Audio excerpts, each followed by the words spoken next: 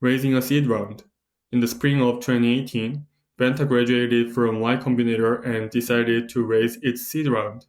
It was easy in that we had the momentum of coming out of YC, Cacioppo says, and honestly, we had nice backgrounds, fancy undergrad degrees from Stanford, had worked at Dropbox. All those unfair advantages. Even so, it was no walk in the park. Venta was a wild card. It was creating a new category, and Cacioppo had to paint a picture for investors of her vision for SOC 2, one that not everyone believed would come to fruition. The thing that very much threw people for a loop was our pitch. We're gonna go SOC 2 all the startups. And at the time, no startup got a SOC 2.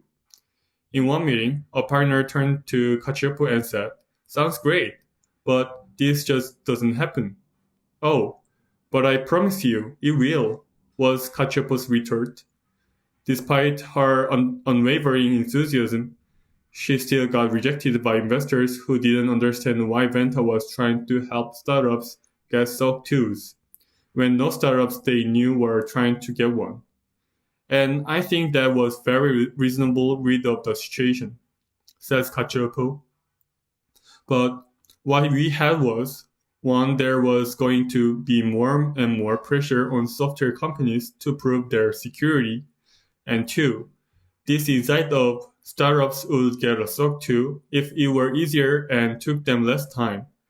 So the combination of more pressure from customers and reducing the time it takes to get one of these things, that's going to make more startups get SOC 2s. That was our thesis. And none of the no's shook Cacioppo's belief in the thesis.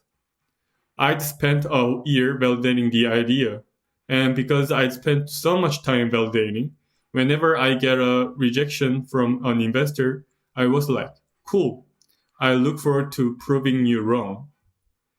By April 2018, Vanta had closed on its seed round, but it would be a full 3 years before it raised a Series A, amassing $10 million in ARR before doing so.